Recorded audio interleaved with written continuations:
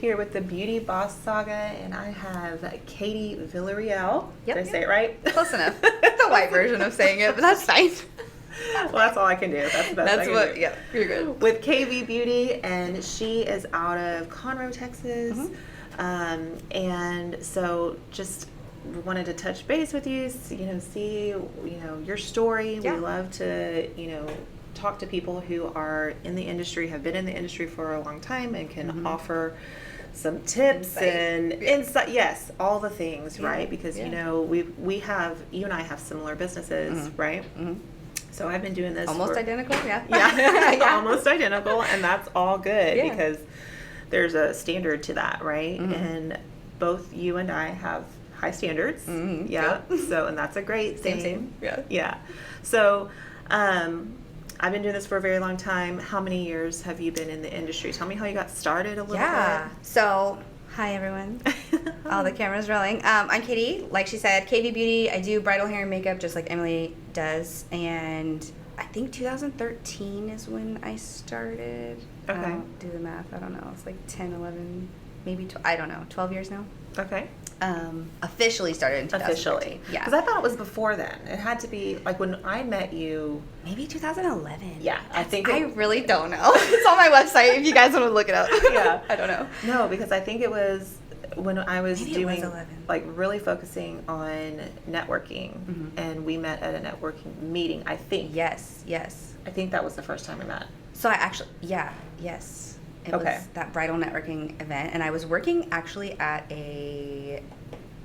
what is the place called? It was called Zulie's at the time, and they're no longer, they were in the Woodlands, and they did like luxury bridal paper invitations, like bridal suite stuff like that.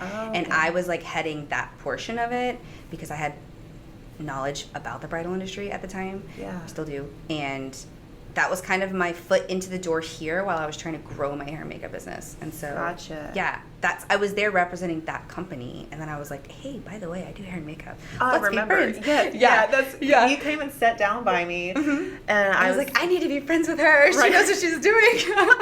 Yeah. I remember. So, yeah. Yeah, I was like, because I remember you kind of saying that. And I was like, oh, okay. And I remember your hair. It was like, it was some crazy color. Probably, yeah. Still is. And I was like, oh my gosh, that would be great. Yeah. And so from there, you kind of got your foot in the door.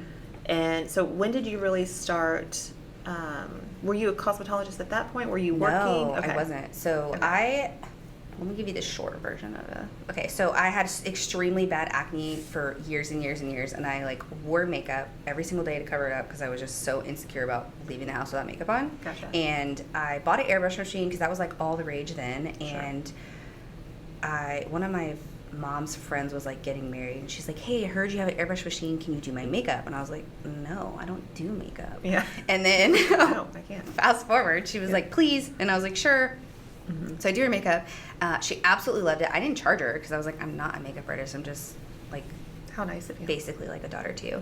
And so she ended up tipping me a lot of money, and I was like, oh my God, I can make a career out of this? Like, how cool.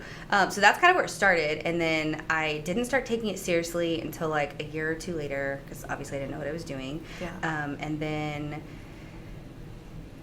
fast forward, my sister actually worked at a salon here, and there was a celebrity makeup artist that I apprenticed under, and that was a nightmare. Let's just say that. It was an absolute nightmare.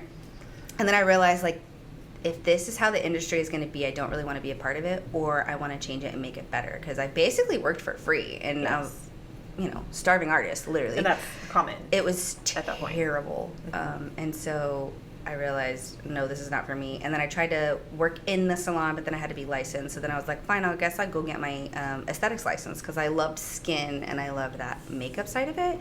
And this is a whole nother story. We're not going to get on a tangent there. But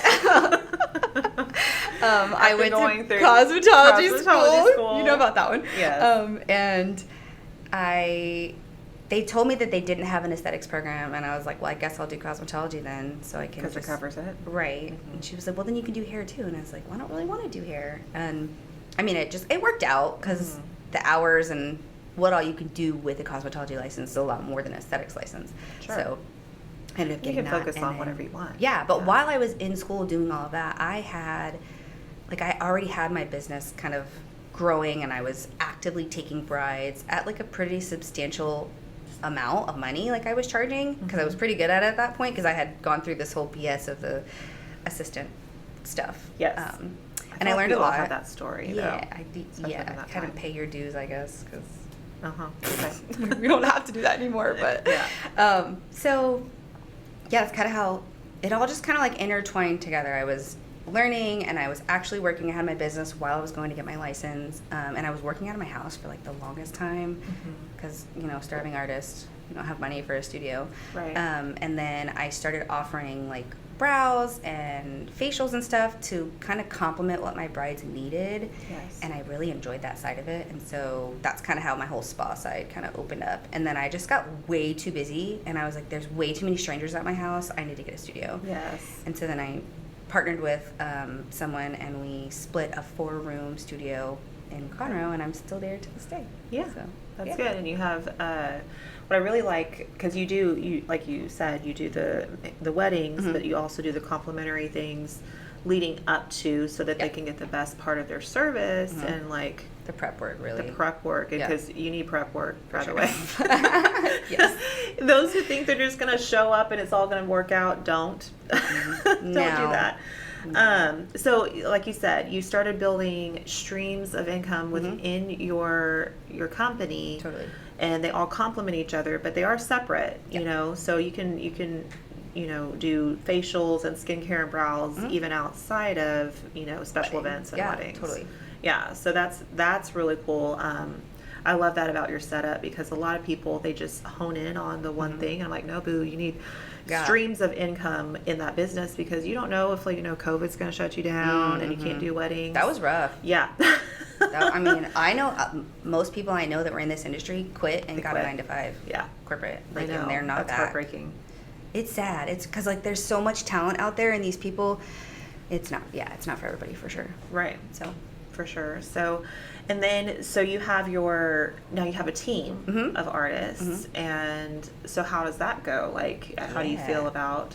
I will say everything that I do today is based on a need that my clients had. So I didn't just come up on a whim. I'm like, oh, I really like this, I want to do it. It was I saw a need that my clients had, and I was like, I can fill that need, and it's a win-win for everybody. They don't have to go find it somewhere else. I can get good at it, I enjoy it, and I can make money at it. So let's do that. And so I wouldn't say necessarily like put your eggs in all these baskets at the same time. Oh, no. I was really good at makeup, and then my clients basically begged me to start doing hair, and I was like, okay, fine, I guess I'll learn.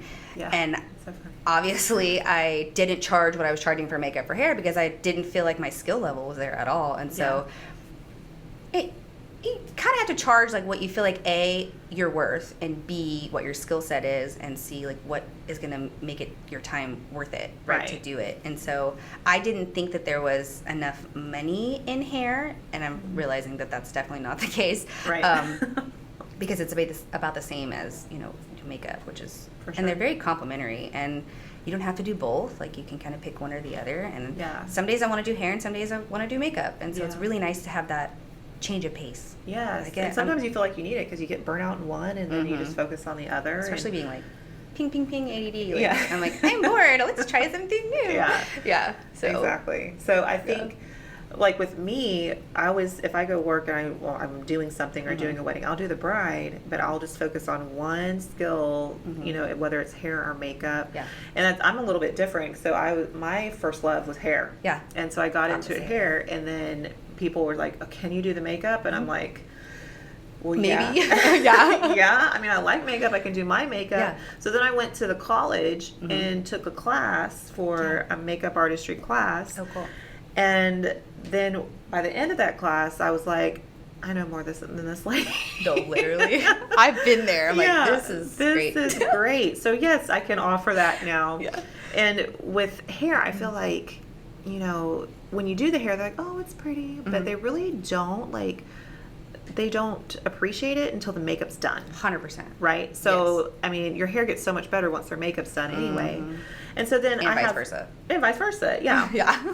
And it it's goes a whole both package. ways. For sure. It goes both ways. So, but yeah, so then I started offering that, and the level, like back when I started, it was like the brides would go to their hair salon to get their hair done, and then they go to the MAC counter in the mall. Yeah, 100%.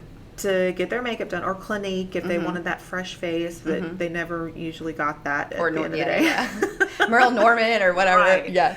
And so back then, I teamed up with a makeup artist, and because I didn't feel like I was there yet. Yeah. And we would bring it to them. And so, but nowadays, like, you're coming to me. Yeah. The level of convenience is like top notch on their to-do list. So, but yeah, so I feel that, but once you can kind of hone in and offer both, like you're making double off of that one client, so I don't understand how people, they just like, oh, I'm just going to focus on makeup. Yeah. Like, no, jump. Yeah. Because you're going to, like, I would learn hair if you're just a makeup artist, because you already have the client, like, right there in front of you. It might double your income just off of that. And hair's really not that hard. It's not. Like, I say that because we're good at it, but but like, once you learn the fundamentals of curl patterns, like, everything else just like makes sense, and it clicks. I will say that I've taught a lot of artists how to do hair, and I've taught a lot of artists how to do makeup, and it comes down to timing. Yeah. Repetition, we've talked about this, and just once you get it, like that I literally have seen this so many times. Someone's like doing the same thing over and over and over again, and then finally they're like, oh, the light bulb, you literally see it in their eyes, and it's like, bing, I get it, and you're like, oh, okay. Yeah. And then I'm like, ever since that, once that moment hits that they understand what it is that they're trying to achieve and like how to manipulate the hair to get what you want, the options are like limitless. Yeah. Like, they can literally create anything once that light bulb moment. Yes. And some people never get it. And that's okay. And but we're gonna have to move around. We're gonna have to move on. Something else, I guess. But then once you get that to that point, like, everything else just becomes very easy, and it's art at that point. Yeah. I think. Oh yeah. For me, anyways. Yeah, because you never know what type of hair, what's gonna walk through the door, and that's what I say. It comes from, I don't care if you've been a makeup artist or a hairstylist for 30 years. If you hadn't put miles on the car, the level of experience, like, you haven't done thousands and thousands of people, your experience level isn't there, So that's where it comes in. When people really want to, get into it, I say practice, do the same thing over and over again. Do free faces. Because at that point, you're going to get it eventually. Yeah. And it's trial and error, a lot of it, unless you have someone training you. Right? Because we've already done that. And paying you. Yeah. Both. So, I think that's a big deal, is really, so if you were to talk to an artist, tell me, like, what are some tips that you would give them, someone who wants to be in the industry? What do they need to focus on and look out for? I mean, it really just depends on, like, where they want to go with it, right? But I would say the fundamentals of being an artist and making this a career is education is number one. Because the experience is going to come. Like, when you run into problems, you're going to figure out how to manage those, or have a mentor that you can be like, hey, what the heck am I doing? Like, help me fix this problem. Yeah. I'm like, Emily, please help me. What am I doing? Because you've been doing a lot longer than me. Yeah. So it's nice to have someone to... Community is number one. Have a community of people that you can talk to, that you can bounce ideas off of, that are there for your best interest, because there are some people that are not going to be there, and they're going to try to sabotage you and give you the wrong information. 100%. I've seen that too. So community and then education, but those kind of go hand in hand, because when you have a community of people, they're going to tell you where to go for the education, and they'll help you, so that's not just like skill set as hair and makeup, but education on how to run a business. That's... Honey, there's a lot of talent out there, but they're not good at business. You could be an amazing artist, but not know how to run a business, and no one's going to know that you even exist. Right. Like, you have that's a portion of it. And then just really getting out there and doing the work. That sounds lame because everyone says that, but it's that's really what it comes down to. Yeah, for sure. You have to hustle, but you need to, like, gain traction and not just spin your wheels. Right. So what are the things that you gain traction is build relationships, and I think that's really, really important. I think a lot of people miss that step. because they think, oh, my work's going to speak for itself. No. No. It's a very saturated market. Yeah. Anybody with a makeup brush can be a makeup artist. Sure. They can say they are. Yeah, they went to YouTube University. Girl. During COVID. Look. Same. Yeah. So I think that's really important. And I always say, your business is going to grow at the speed of trust. So if people can trust you, just be an honest person. Yeah, it's really not be that authentic, hard. Be yourself, be genuine, and I think your values really come into play at that. Yeah. Like I said, there's a lot of talented people out there, but they are late. They show up late. They show up janky, Sloppy. like they just rolled out of bed. They don't keep their sanitation. They don't, finish on time, so that the coordinator's sitting there looking at you. The photographer's You're sitting pissing there. everybody off. Yes, bad news travels way faster than good news, so they need to realize that. So knowing that you're on point, as far as how you conduct yourself, is a huge deal, because I've seen so many talented people just go down the drain. Yeah, it's sad. Because they can't get it together. And I think it's so hard, like with artistic people, because their brains are very they're not that. Yeah. They're not type A. It's not. They're an artist. Exactly. For sure. So when I get brides that call me and they're like, oh, I can't get a hold of my artist, and Like, or my artist called me and she's going to go on vacation instead of doing my wedding, and I'm like, okay. You're lying. Not lying. Nope. I'm like, well, that's really unfortunate, and I'm sorry you're calling me 2 days before your wedding, and I'm sorry that you chose somebody like that, but you got to do your research. Yeah, I mean, I will say it's hard to be a client these days, because anyone can look like they're the shit online. Yes. But in reality, no. Yeah. Yeah. And I think that's why trials are so important. Yeah, like you really see how people operate. Vibe. Yeah. You got a vibe. For sure. Yeah.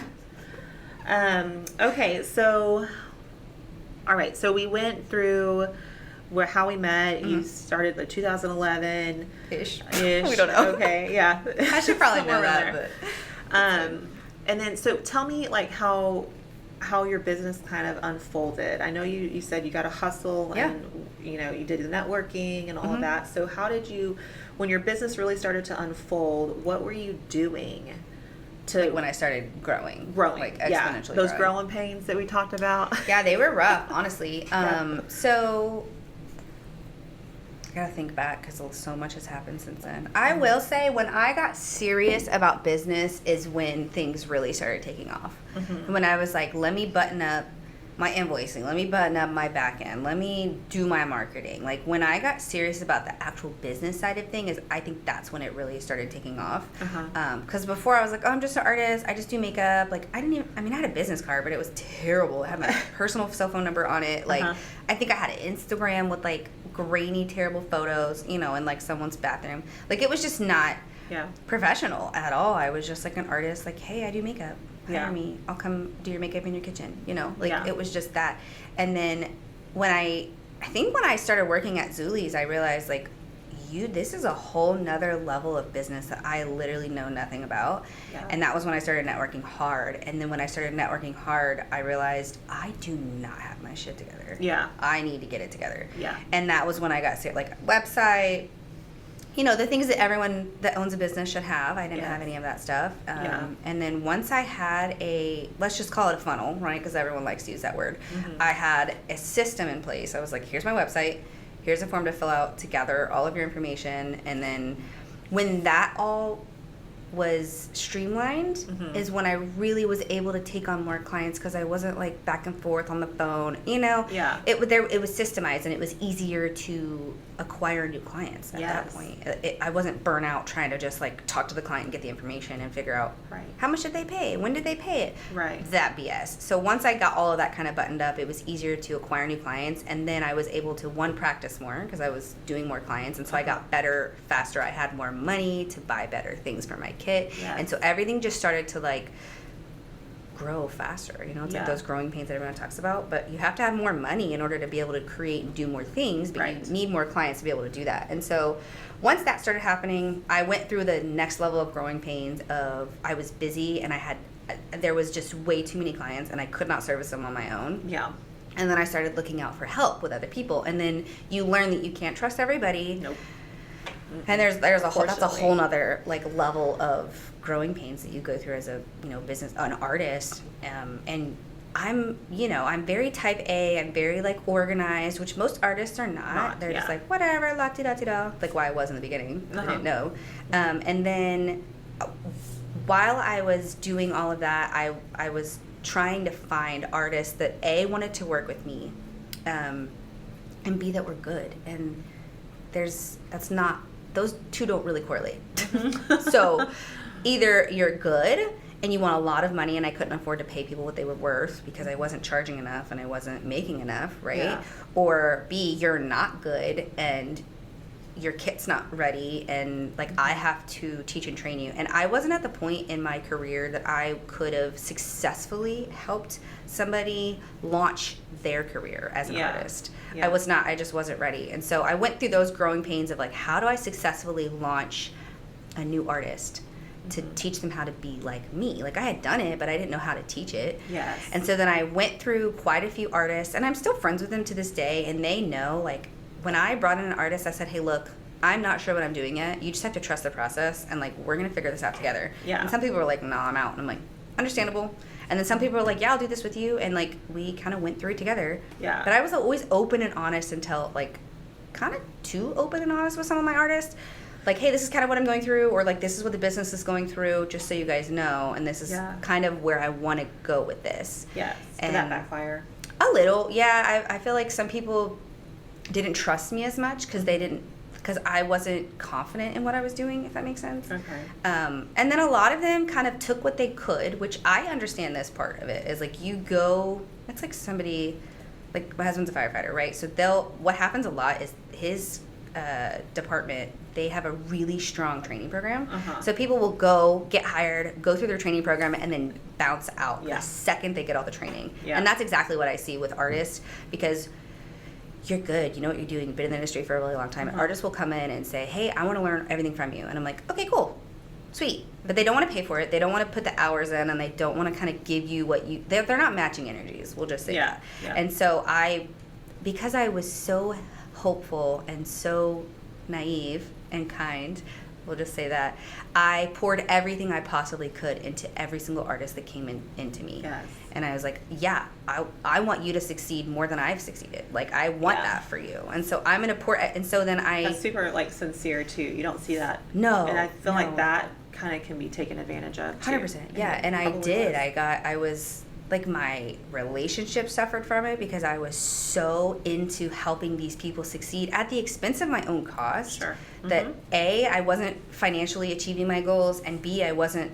like sustaining my relationship. I mean, I'm still happily married, but like we went through a whole little thing there about, I was all business, no personal. Yeah. And it showed. Yeah. But I wasn't all business in the fact that I was actually making money. I had that passion to help other people. Yeah. And then I realized you can't do that and be happy and make money at the same time. Right. So that was a really big learning curve. And so now I'm very cautious with my time. Yeah. I'm still giving and understanding and helpful towards new artists, but not as much as I was. Right. It's not sustainable. Well, I did the same thing, right? Yeah. Because was put in a position where I needed to grow my team, and so I literally gave everything to my team. Did all the things. It's hard I would come not back to. and do trainings, and I would do events, and they work alongside me, and they know how I operate and all of that, which is great. And we were really conducive there for a minute, and then They leave. They leave because they think, oh, I got this, and I'm already doing the events. I could go ahead and do my own events, which is fine. Sure, that's okay. Not to the level that you and I are, though. Right. Yeah. But they don't realize, they jump off in it and they're like, oh, I can provide the service, but here we are again, back at square one. The business side of it and managing people and making sure your contract's intact and all of those things. The boring side of business. It's the boring side, especially for artistic people, right? And it's like, but it's so detrimental to your business. I mean, girl, some of the things that have been threatened to me, like, I'm like, okay, if you look in paragraph, you know. I say you signed here. Right. Right? You know, and all of that, I would always change my contract because I learned something, you know, and. At least twice a year, I'm editing. Oh yeah, because there is some version of crazy, whether it's on the artistic side or on the client side. Yeah, it's for like sure. no. So I think once you, with people, I did the same thing. Like I gave everything, and then once I started getting, kind of like backbitten and taken advantage of all of the things, I pulled back like 100%. I said nope, like I'm pulling this baby back. It's hard not to. And then guess what happened? Like it was very, like, I would only give them what they needed to know for what that was, and the quality of service, because especially if I wasn't there at the events, they're going to try and skirt what they should be doing anyway. So cut corners. when the cat's away, the mice will play. And so then my business quality started diminishing over time, and you didn't really notice it at first, but like, from point A to point B, it wasn't that noticeable. But if 3 months passed, it was point A to point F, you're like, and you're whoa. like, what is How did we get happening? here? Time out, and they're like, well, the lead artist let me do it, and I'm like, did they? So now I'm, trying to figure it out. Yeah. Yes, putting out fires, and that is just so exhausting.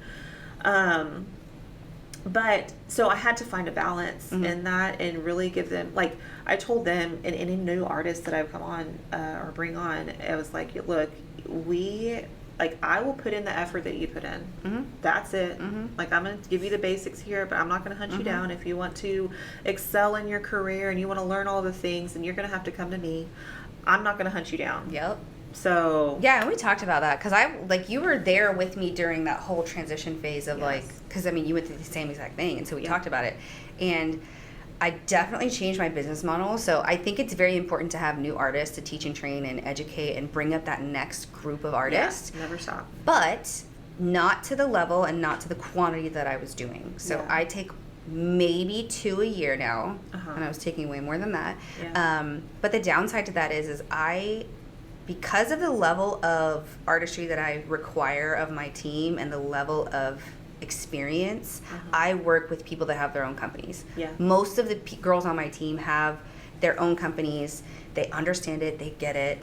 And I'm more of like a coach to them, instead of like a mentor-ish, instead of like their boss, if that makes sense. So it's more of a community over competition type thing. Yes. And it works, but there's also other parts of that are sticky, you know, and like trying to navigate how to find people that are respectful and have integrity, but also are talented and have your best interest. That's the hard part. Yeah. And once you find your core group of people, like, you're golden. Like, life is easy, business is easy, everything just seems to like flow and be awesome. So once you find your people that you jive with, like, you're like, that's it. That's the hard part, is finding your people. I mean, that's in life too. Yeah.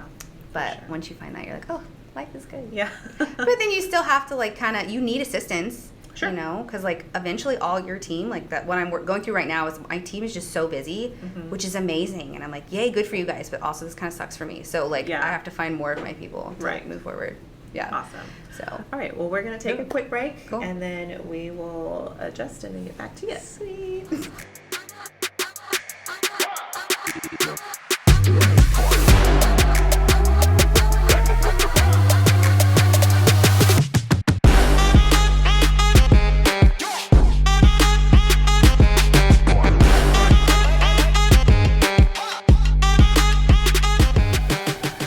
All right, so we're back, and through the break we were talking a little bit about basically your core, like, tell me some of your core values of you as a business owner, because like for me, like, if those core values are like broken or those balls drop, like you're dead to me, you know. Like, I ain't got no use for you. Bye, you know, who, I don't even care. So, but those are very near and dear to my heart. So tell me some, like, about your core values, what you like to see in your business. Yeah. Non-negotiables. Honesty is like number one between client and artist and myself. Like, I want everyone to be open and honest about, you know, you're not happy, I want to change it. Or some people just don't know how to do that for some reason. And obviously integrity, like, that's number one. Yeah. And I think once you have those two things, everything else, like respect, falls into place, into that. So those communication for sure. And I think a lot of people really struggle with that. Yeah, they do. They just don't know, like, or they clam up, or... Well, and I think a lot of people are just traumatized. Like, and now that I've done some self-healing and self-reflection, that I understand why people react the way that they do and how they communicate with others. A lot of it has to do with just how broken they are inside, and I can't change that. Yeah, that's not yours. And I can't to carry. take it personally either. Sure. I used to get so offended when someone just so offended, but I'm like, oh my god, they don't like me, or like, what the hell did I do wrong? But it has nothing to do with me. Yeah, I mean, obviously there's some stuff I could change, but sure. Yeah, for sure. So, and I think that helps. Once you grow as a person, everything else just kind of grows with you. And I think when I started really taking myself seriously and working on myself and internally growing, that's good. Everything else just like fell into place. Yeah. Like I was like, we talked about it earlier, like you're like, okay, when do you feel like it kind of exploded? When I started taking care of myself better. And like, you can only be as good as you can be, and you can't outwork who you are as a person. Oh, that's good. You can't. There's no way. You could be an asshole and be a really talented artist, and you're not going to get far. Right. Like, exactly. It's what it is. Exactly. So, like, being a good person, healing, taking care of yourself, and then everything else. Like, you can do more and have more patience and kindness once you fix those things. Yeah. Really. That's true. And I think, like, for me, I think our culture and in the beauty industry... It's very cutthroat. Very cutthroat, and it's also... It is! Yeah, and you can't really trust people. And so if I, like, for me, like you said, integrity is mine. A lot of people don't have it. I know. It is few and far between, And if you're going to want to do exactly what I do, then tell me that. And we'll plan for it. But don't be sneaky. But don't be sneaky. Don't keep it on the up and up, Yeah. And that's probably one of the most things that's frustrating to me. And that and loyalty is a big deal for me too. Like if I start sniffing out like self-preservation and you're doing some sketch and stuff on the side and not telling me and you're whatever, and I'm like, wow, I know you're doing it. It's going to come to light. Like, why wouldn't you just say it? Yeah. 100%. And that's okay, but why do you have to feel like you gotta be sneaky? Is it? And I'm thinking, am I not? What some people do say, I'm not approachable, or you're intimidating, or whatever. And I'm like, well, that's not truly. Like, if you knew me, you knew that's not my heart. I want you to succeed. I want you to do better. I want you to be better. But trying to like circumvent, I'm like, there's this underlying current that we're not jiving anymore. Nope, sorry. And my gut will tell me sooner than anything else. You just, I don't know, you have intuition, and like you just trust it, because 99% of the time it's right. It's right. If something's off and you don't know what is off, sit in it, think about it, and then be like, okay, how am I going to approach this? Yeah. And I will, like, with new artists, so obviously I've learned a lot because I've worked with a ton of people, and I've learned that I set that standard and that expectation up front. Like, I say and I talk about the things that I know they want to talk about and that they want to know answers to, and I put it on the table the first time we meet, and I'm like, look, I will coach you. I will match energies. I will do everything that it is that you want to do. And I know that your end goal is not to work for me forever. I know that your goal is to basically create my business as your own and be my competition, and I'm not threatened by that. I'm not. I used to be, and now I'm like, you're not me, and people hire you because who you are, not necessarily because your skill set. Yeah, your skill set's kind of like a bonus, but they hire as an artist, they're going to hire you because they like you. Yeah. And you're not me, and so that doesn't matter. Right, you're pulling a different clientele than personality's got to jive, especially on a wedding day. Yeah. Like, and in my marketing, I talk about that. Yeah. I'm like, okay, I am me, and what you see online is exactly what you're going to get in person. And people are like, oh my God, hi. Like, that is you. I'm like, yeah. Like, I don't have time to be fake. And I don't have time to make myself look better online. I do not. Like, this is me. And usually I'm like, no makeup and hair's in a slick back bun because it's 4 days old. Like, it is what it is. Like, maybe I put some lip gloss on that day. I don't know. But I think that's what I think a lot of my clients say. They're like, oh, you're just like you are online. I'm like, thank you. that was the point. Yeah, to be authentic and just who you are, and that's who you attract, and that's why you're in your zone and you're thriving because you're just you. And I think a lot of that came because of the self-healing. Like you can't be who you are if you're struggling with some stuff. Yeah. Like your confidence and abilities and all of those things, and yeah. It's a big deal. And I think everybody has, especially if you're in business, you have a responsibility to yourself and your company to take those strides and try, and healing yourself and really self-reflecting, saying, okay, this, in this situation, how could I have been better? Or maybe that had nothing to do with me. That outburst or whatever that was, it had nothing to do with me. Okay, so how about your clientele? So I know, like, being in our industry, we have people that are just like drawn to like us as the owners, like, unapologetically, like they just love you and they don't care what you're offering, they're gonna buy it. Because they love you. Exactly. Yeah, I've seen that with quite a few of my clients. They're like, I just like you, so I trust you. Anything you say is like golden. And I'm like, that's kind of scary, because what if I'm, not that I would ever just like blow smoke, but I could be. Yeah. And they just have like 1000% trust in me. Yeah. Which is, I'm like, that's kind of But they know you. Like, because like I said, you're authentic. You're the same person online that you are in person. And they know that you're not going to do that. Yeah, that's true. Because they trust you, right? And anytime that there is something that I've heard and overheard that they're like, oh, I don't know, or they're kind of wavering on something, you tell them straight up, like, I don't think that's going to look good. Yeah, that's true. So I think they learn to be like, okay, she's at least going to tell me the truth. And I feel like as an owner and as an artist, you are responsible. Like, that is your responsibility to tell them look your best. Yes. And what you're asking for is not your best. So I'm going to help you look your best. Yeah, exactly. It's probably not for you. Or, whatever picture they show, and you're like, tell me exactly what you like about this. 90s, Yeah, because it's not going to jive. I had a client yesterday. She came in for a consultation for hair extensions, which are not cheap. Right. It's definitely an investment.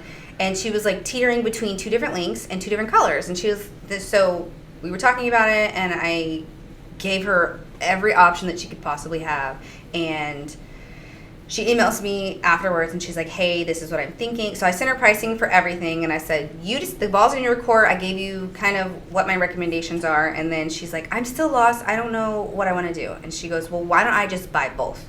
Well over $1,500 worth of hair extensions. And I was like, first off, that's not necessary. I could have easily been like, yeah, girl, I'll sell you both. Yeah. Because I wanted the commission. Yeah. But first off, she's not going to wear both of them. Right. So anyways, none of the colors that she had were perfect. So she was going to have to alter her natural hair to match the extensions. And so Aren't they real hair, though? Yeah, they're real hair. So you can totally change. Yeah, that's what I was thinking. Either one. And so I said, I think your best option is, let's order this one. It's going to be the easiest and cheapest to alter, and it's going to give you the most length, right? So I was like, let's just go with the best of the best, and save your money. And she respected that. And then she was like, okay, well, what about all this stuff? And she was like, well, I don't really need this. I have X, Y, and Z, talking about like products, curling irons. I'm like, what do you have and what do you need? Because I could sell you anything, but do you actually need that? Yeah. And so she was like, well, thank you so much. I appreciate your honesty. Most people probably would have just sold me whatever I was asking for. And I'm like, yeah, but that's unnecessary. Why spend $2,000 on hair products, curling irons, if you already have all that stuff at your house anyway? Yeah. So it was just like a quick phone call. I could have easily emailed back and be like, here. Yeah. But integrity, like, don't be an asshole just to like get money. Right. And they're going to keep coming back to you. That's the deal. Like, you understand that. If they can trust you and you're not just going to try to sell them. Right. They'll come back. Like, I could have easily just been, you need these 5,000 products. Yeah. Here you go. Yeah. Just, and if I was like hurting for money, I would have, like. Well, it's a business decision at that point, and then they're willing. That's one thing, but I do the same thing. It's like, no, especially if they're like wanting the airbrush package and they're like, oh, I want an airbrush and it's more expensive, and you're like, yeah, it's not going to be good for you though. Right. It's, traditionals maybe a little bit more forgiving with your skin or Yeah. whatever. And they're like, oh, okay. Like, be an advocate for your clients. Right. It's not just a business owner. And you've seen it. A lot of people in this industry, it's a cash grab. It can Sure. be. Mm-hmm. Like, and I see it a lot. It's really sad. Like, these companies look so perfect online, and then they're doing this half-assed work and with dirty brushes, and Girl. these clients are like, oh my God. Mm-hmm. Like, appalled at what they saw online versus what they got in person. Yeah. And I'm like, it's not a cash grab. You're dealing with this is someone's wedding day. Yeah. Like, the happiest day of their lives. Mm-hmm. You kind of have to play the part. Yeah. Put your whatever personal stuff you have going on aside. Check it at the door. Yep. You are the hired help. I Yeah. hate to tell you, but you're the hired help. Yeah. It's like, you're there to do a job and get out of there and make sure that they're like the happiest and best looking they've ever been. Yeah. Because you want them to look back at those pictures and be like, dang, I look amazing. It was a Yeah. great experience. And it was awesome. Yeah. Not looking back at like regret and be like, oh, She charged me too much. Yeah. all the things. I don't think it's ever about she charged too much, is they weren't happy with the service. Yeah. Like, your quality of service did not match what you were charging. It has nothing to do with how much. Yeah. You could have charged $2,000 for makeup and they could have loved it because you gave that service. Right. So, well, it's just all Yeah. relative, right? Exactly.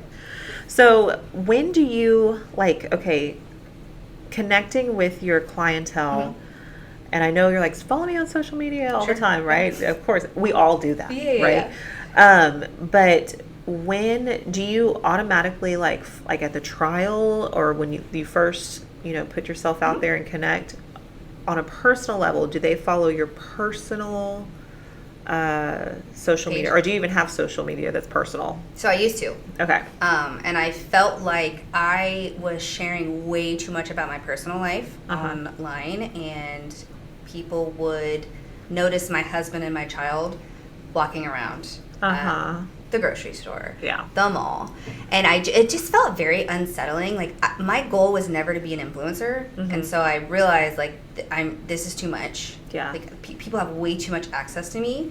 Yes. And I don't need that. Like, for as business, sure, you can have access to me there, but as far as my personal life, like, I want to keep that personal. So this last year, I deleted my personal accounts. The only personal social media account I have is Facebook. And it's because it's easier. Well, you kind of have to have one in order to have a business account. So I just like left it. Yeah. I rarely post on there. Yeah. Like, it's really just to like message friends and be like, hey.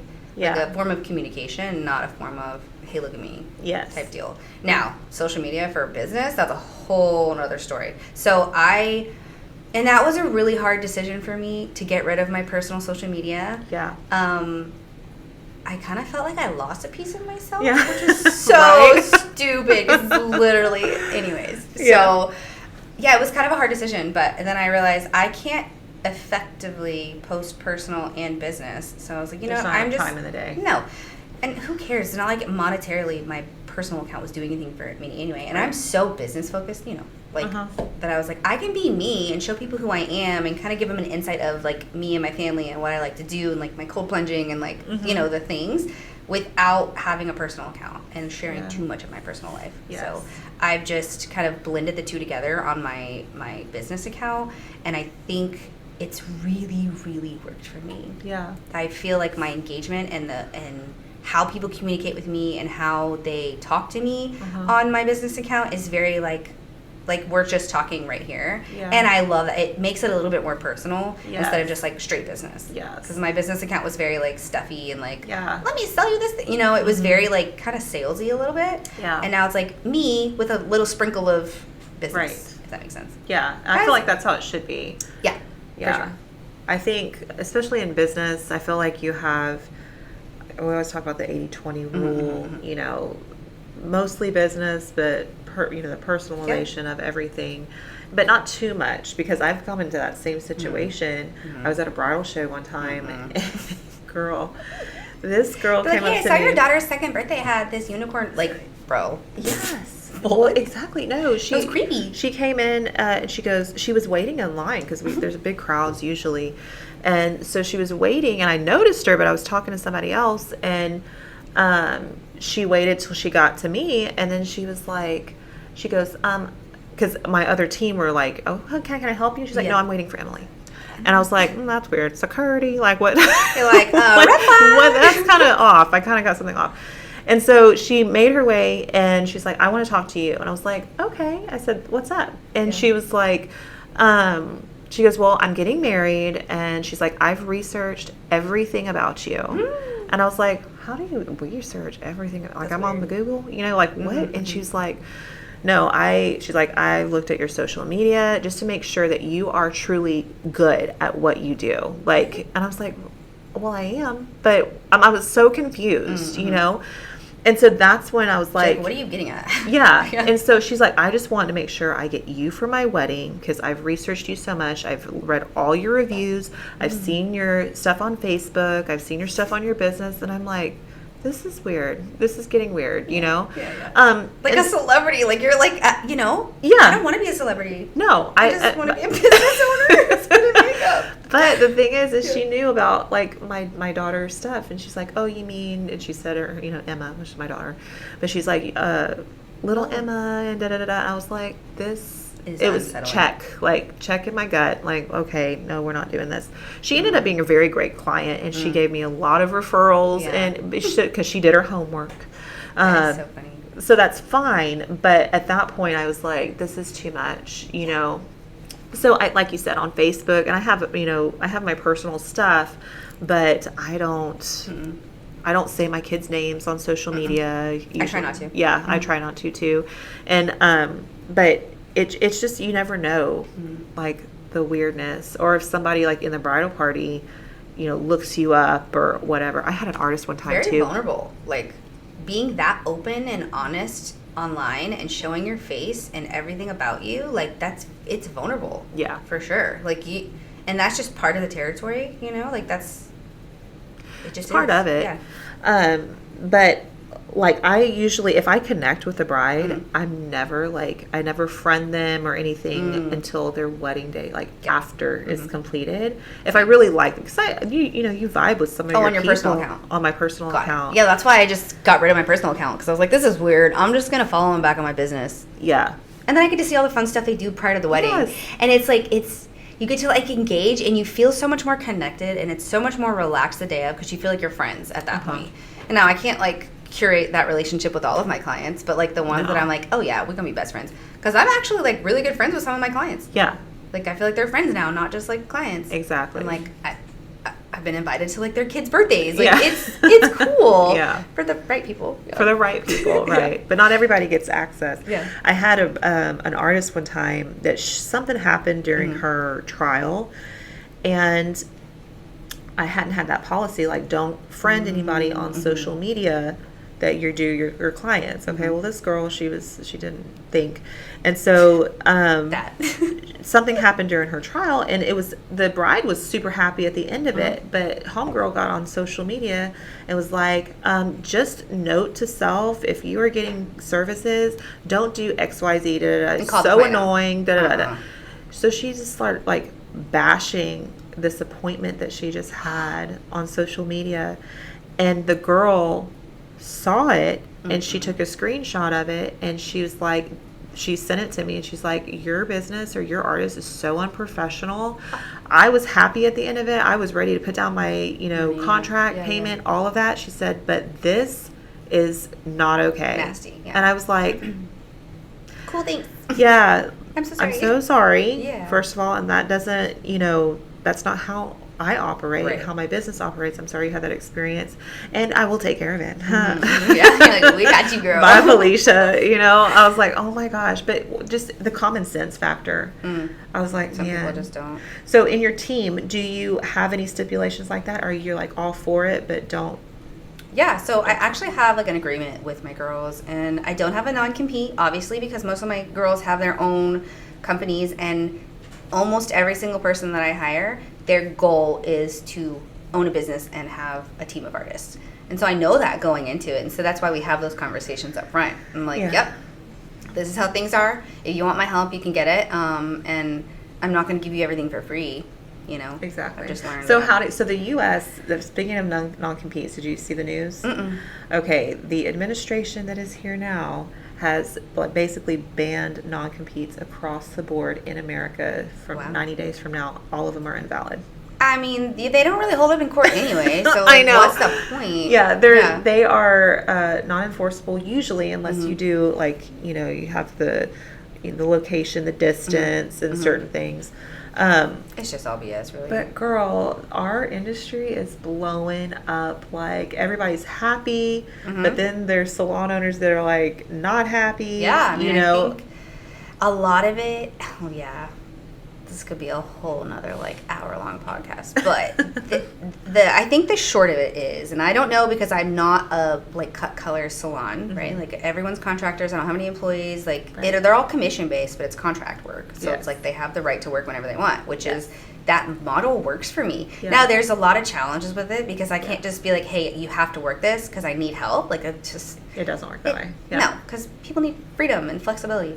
Right. And that's what they want. And if they're not happy, they're going to bounce out. Yeah. Or they're going to do shit work. Yeah. So, you pick. Exactly. But I will say, I think the people that are mad about this are the ones that are not leading a good team. Exactly. And they're not my thoughts too. Giving people what they deserve. Yes. You're not, because your business is not buttoned up and you're not making enough money and you're struggling and you're frustrated, but that has nothing to do with the people that work for you. That has everything to do with you and how you operate and manage business. Yes. And how much or little of a leader that you are. Exactly. So that and has the control factor. 100%. Toxic control, right? Well, yeah, that goes back to like healing, right? Yeah. Like it all comes together. Yeah. So being a leader is so much more than just like showing people how to do a job. Yeah. And I will say early on in my career, that was very common, you know, and then the amount of time that you put into training up your team and all that, and you want to say, oh, you can't go here. And even for a certain time period, that was a little bit more acceptable because, or you're going to have to pay back my training. Oh my God, so much. It has. And so, but that will not fly. No. Ain't no way. Absolutely not. They'll be like, girl, bye. I'll go somewhere else. Right. Yeah. But having your business to where, like, at one time we did have employees, you know. I had that model. How stressful was that? Oh my gosh, crazy. Was it worse than contractors? Worse. Yeah. Way worse. And I had to provide the uniform. I had to provide the training. That's so much more work. I had to pay taxes on all my, employees, and I would provide the kit and all of that. Right? It was. I remember that. It was rough. Yeah. It was. But you cannot have the control in your business without having employees. If you provide training for your team, that's technically an employee. Yes. Right? If they solely just work for you and you're calling them contractors, that's an employee. Yeah. Right? And then they're like, they can get compensation for that. If they ever leave and they're unhappy, like, you have to like back pay all of that as an employee, not as a contractor. Right. So then you're on the hook for all of that. Like, no. It's a lot. So really protecting your business and knowing, like, to stay in your lane is a huge deal. And I see a lot of crossover 100%. from people trying to, oh, you're a contractor, but you're commissioned, but you have to provide all the stuff, but you have to be here at work and wear my uniform. No, that's not how that works.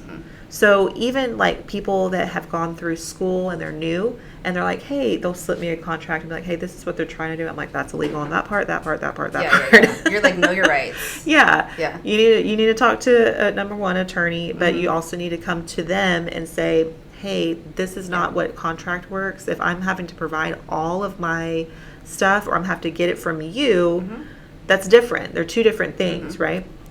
So, with that, I feel like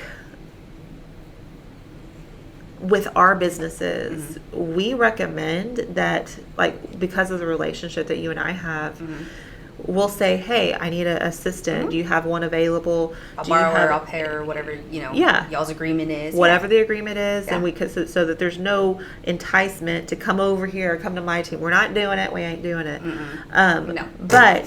But we do need help, and we need good help, and we need trained help with people who actually do this well, and vice versa, you know. So, but what that really does is that solidifies and protects our businesses, because we ensure that our artists don't solely just work for us. We have it on paper that they're actually working for this company and this company that I know of. Mm-hmm. So that protects your business. So I think it's really important to cultivate those relationships in the industry between businesses, because all we're doing is just protecting each other and protecting ourselves. Yes, definitely. So that in the event that they say, oh, well, I was more of an employee, no boo-boo. Like, So exactly. Yeah. So I feel like that's really important, you know, Yeah. to even have that perspective. And when I know, like in the past, I've reached out to people and say, hey, I know my artist is working with you. Can we go to lunch? Let's talk. Yeah. But people don't know how to handle that. Oh my God, no. And I know you've run into the same thing. I mean, we had lunch with a couple other business owners. Yeah. You know, the vibes were good with, yeah. Maybe we shouldn't talk about it. But yeah, like the vibes were good and then the vibes were not good at the same time. Yeah. So it's just weird. Yeah. Yeah. And I will say, I think that when you're new, you don't have the funds to talk to attorneys. You don't know what's right. You don't know what's wrong. And some of these business owners prey on those types of people because they're ignorant and they're just not educated enough in how things should be. And then they get burnt, like, you know, I did when I was an assistant. I'm like, what? Isn't this normal? No, it's not normal, and it's not right. So it's like you don't know until you know, and then you're like, oh my God, that was traumatizing. Like, so in that instance, tell me a little bit about what happened with your experience, because I had that same experience too, where people are like, oh, you can come work and just get the experience, and then I'll pay you. That's what happened to you basically. too? Basically. I'm going to say they.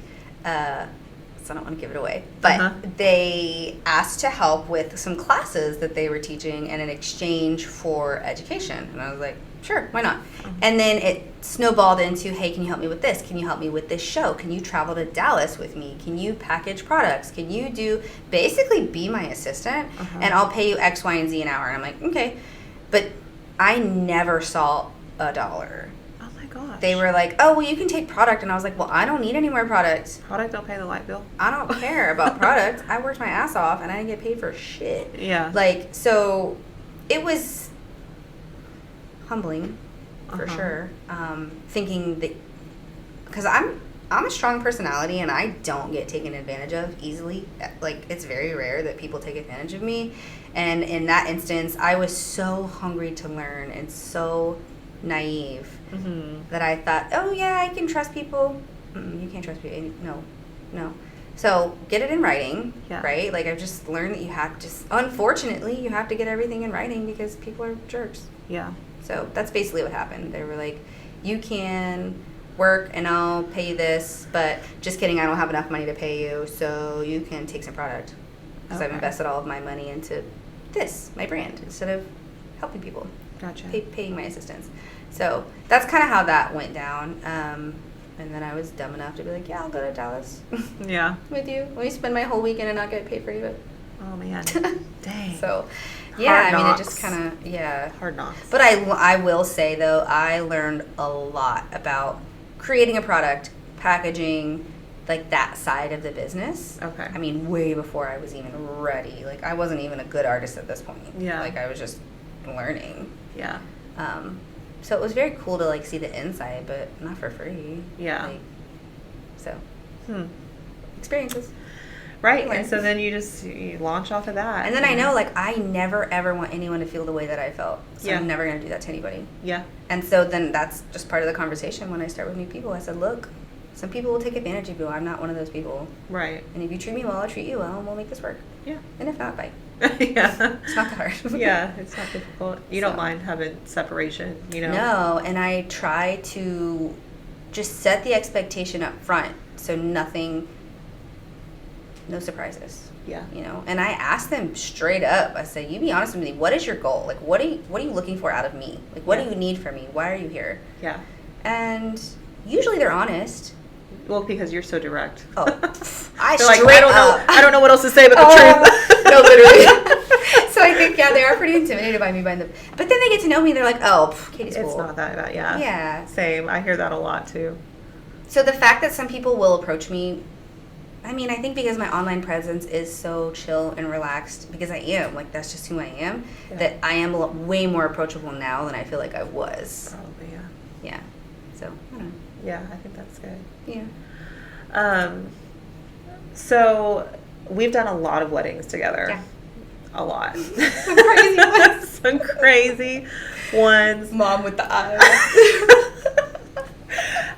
You brought that to my attention. I was like, girl, I don't remember which one. I don't know what you're talking about. I wish that narrowed it down. Yeah, that's sad, actually. You were saying something about how, you would tell the stories that she was so high or something. For the listeners, so this is actually really common. It's kind of sad, actually. So moms are usually very stressed because they feel old. Yes. Because their daughter is young and beautiful and she's getting married and blah, blah, blah, blah, blah, right? Yeah. And so they're like, oh my God, I'm so old. And a lot of them are on pills, depending on the demographic that we're in. It's very common for people to be not necessarily high. Well, yeah, they're high. Let's just call it as it is. Pills are very, very apparent in the community that we do weddings in. Yes. Which is more like middle to higher end community. Definitely. So. Yeah. And so I think that it's not uncommon to run into this. Like, everyone's got a Xanax prescription. Exactly. Everyone has some sort of pain pills prescription for who knows what reason. Yeah. So it's very common, and then they drink on top of it wedding day. And so mimosas. We were at a hotel room, and we were in a hotel room getting ready, and it was kind of crammed. So, this was a really nice high-end hotel. It wasn't like we were in some dingy little, it was a really nice wedding. It was a big wedding. Yeah. Huge wedding down in Houston. And the mom was so high out of her mind that her eyes were, y'all see me? Her eyes were like this. And I was trying to put eyeliner on him, and she was so zoned out that her eyes didn't even flinch when I touched the eyeliner to her. And most people are like, most people are like doing this and like backing up and they're tearing, and I'm like, that's a normal response. But she was so out of it that she didn't even blink. And then I go to put mascara on, and I'm like looking at Emily like, help me, please. And then all the bridesmaids catch on, and these bridesmaids are what, mid-20s, 25 maybe. Yeah. I think, I don't know, this was a while ago. Mm-hmm. And they were all joking, oh, that's just her. I don't remember her name, and I shouldn't say it anyway. But they're just like, oh, that's just her. She's doing her thing again. I was like, she's doing her thing? What do you mean? This is a normal occurrence. She's so zoned out and high that her eyes don't blink when you touch them. What? It was next level. Yeah. And so anyways, I was doing Emily's eyebrows yesterday, and we were talking about it.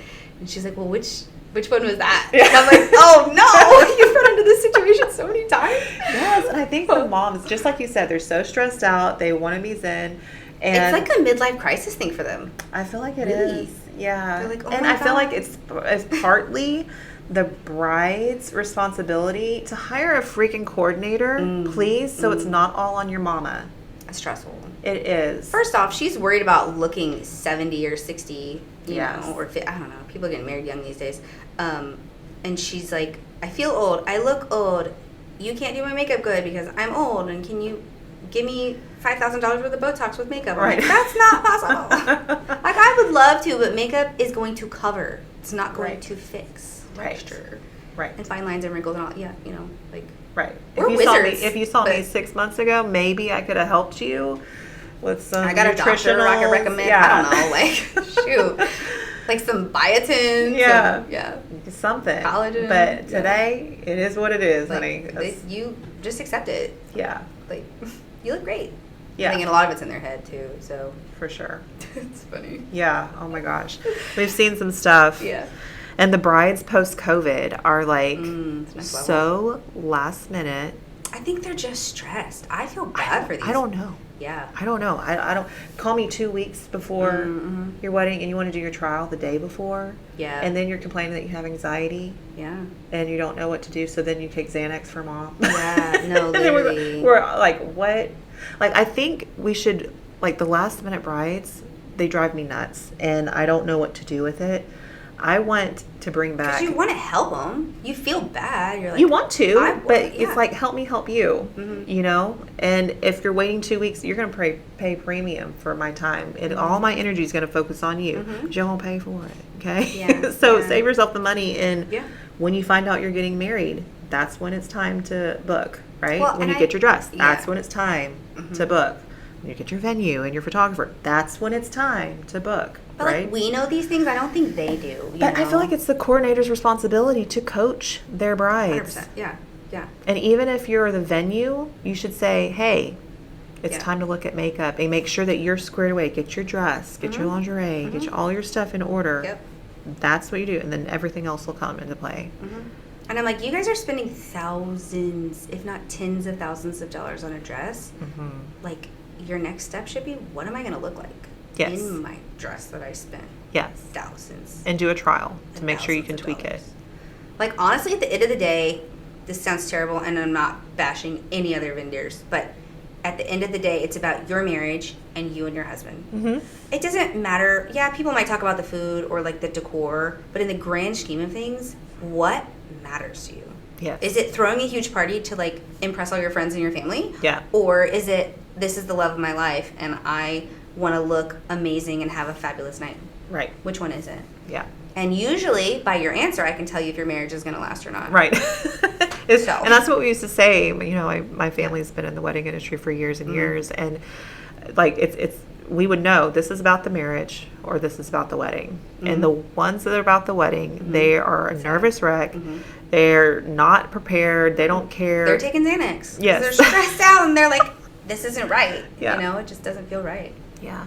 I think we should bring back the binder brides. You know what I mean? Now they have, like, what, Pinterest? I don't know. I love the binder brides. I actually binder had a brides. couple of them, and they were literally the best clients I've ever had in my life. Because they read everything and they they were so make chill. lists and it's color coded. And I'm like, yes, bring that back. I will say that I really attract those type of clients. Well, because that's how you are. Yeah, no, like these brides are just chill. They have 1,000% trust in me, and which is kind of scary because I'm like, well, what I like may not necessarily be what you like, and they're like, I just want to feel good, just make me look good, and I'm like, well, what does that mean to you? Yes. You know, like I can't. So the consultation's a little bit longer when they're like, I just have full trust, make me look good, and I'm like, well, sure, but like I've literally done any type of makeup look you could ever imagine. So I don't know what you want. Like, that matters. Yeah. Like, this isn't about me. It's about you. Right. And So. you achieving their goals. Sure. Yeah. I'm like, at the end of the day, I'm the hired help. So, like, I want you to be happy, not me be happy. Right. So, yeah, I mean, it's cool. It's actually, like, a euphoric feeling knowing that your clients are like, you got this. Just whatever. Literally, I've had clients be like, whatever you recommend. And I'm like, okay. Yeah. Let me pull up some pictures. Like, do you like this? Yeah. Okay, cool. We can recreate this. Yeah. So, I don't know. It's cool. Like, once you reach that point of confidence in yourself, Yes. your clients have that confidence in you. And it's the cool, like... They just mirror it, whatever you so exude. cool. Yeah. Yeah. The best. Yeah. And the other thing about confidence is, like, I've been talking to some people here, and they were just... they were asking about the difference in confidence and arrogance, because you have some artists that come in and they're like, I'm the shit, like, and it's like, no, but you're not about your business. You're late. You're, not sanitizing. You're not doing all the things you're supposed to be doing. And, they're just loud about it. And so annoying. Yeah, like my thing is like we're confident. We walk in, it's the air about us. We're quiet about it, but people just automatically understand it's how you carry yourself. We're confident, not cocky, right? Some people in the artist industry, they are very cocky, and they're like, I know my worth, and I'm charging tax, and I'm doing all things. And I'm like, but you're ain't delivering. So it's your business is gonna be so short lived. It's awkward, especially if you keep saying crap like that about yourself, Yeah. you don't have to it's say okay it. to like brag occasionally. Like, I've had like 1 or 2 posts on Instagram and I was like, yo, I really am that girl. Like, hello. And I got facts to back it up. Yeah. So it's like, sometimes, you need to brag on yourself, especially if you're having like a low moment. Like, Yeah. I've worked with this videographer and he's really cool. And there comes a point in your career where you start there and you're like, you're big-headed, you're confident. It's usually right when you first get started because you're like, oh my God, I learned all this stuff. And like, people are praising me and I'm getting money and I'm getting paid. And like, you feel really good. And then you hit this point where it's like complete imposter syndrome. And you're like, I literally don't know anything. How did I get to this point in my business? Like, and honestly, it was that point when I hit about $150,000 in my business. And I was like, I literally know nothing. And I was like, no, girl, you literally made so much money this year. And like, you have like, from the outside looking in, it was perfect. Yeah. But then I was like, I don't know shit. I don't know what I'm doing. I'm not a good artist. Like, it Oh hits my gosh. you. And you're just like, oh, okay, there's so much more I can learn and I could be doing. So I feel like you get this unearned confidence. You just definitely don't deserve it. Yeah. And then you have literally everything to back it up, and you feel like you're an imposter. Yeah. And so this videographer that I'm friends with, he was saying when he has a client give him accolades or, you know, a fat tip or whatever, like whatever his love language is, right? Or his form of acceptance, is he screenshots those and he puts them in a note in his folder, in his phone. And whenever he's feeling down about himself, he'll go back and like scroll through all Remember, that. Like, oh my God, that's so smart. Because you're gonna have those days where like those moments. I had the other week, like I did this girl's makeup and there was a lot that happened. Anyway, regardless of the whole story, I was not happy with her hair and makeup. It was not my best work. I was embarrassed. And this happened like 2 or 3 appointments in a row. And I was like, oh my God, is it me? Am I the problem? Like, and I was like, I need to take a step back and be like, what the frick is going on? Yeah. Like, I just had bad appointments back to back to back. And I'm like, okay, I need a break. Yeah, It's me. It's got to be me. Like, there's something wrong. So I'm like, okay, I'm going to go take some sleep and take a shower and, like, go get a facial or a massage or something and just, like, reset. Yeah, you got to reset. Something is off. Yeah. And then remind yourself of those moments. I'm like, wait, I am good. Okay, hold on. No, you are. I just had a bad week. Yeah. Yeah. And sometimes it's just off. Sometimes people are off. Maybe their expectations. You know? Or the communication just wasn't there, and you're like, could be. I can't give you what you want because I don't know what you want. Yeah. So it's just, like. I had one of those recently that I did a trial and she didn't book, which I'm like, well, that's weird. You know, but we just didn't jive. Yeah. And, you know. That happens. And what came she didn't really know what she wanted. Yeah. She had some conflicting pictures. And I said, well, we can do Or mom's opinion. Oh yeah, that'll change everything, change the game. But I said, okay, we can do the front here, we can kind of do here, but this is how I have to get it to flow into this because they're 2 separate pictures, right? They're not the same. And just wasn't. I don't think she knew what she wanted. Yeah, it happens. And I can't deliver that. You know? can't blend an updo and a downdo together. It doesn't work. You can't blend texture and sleek. Like no. Yeah. So. Yeah. And I didn't vibe either with her, and so I just let that one go, and that really hurt my heart because I hate letting them go. Yeah, throwing them back. Oh, sorry. Yeah, but at the same time realizing that my worth is not wrapped up in anybody else's opinion. Nope.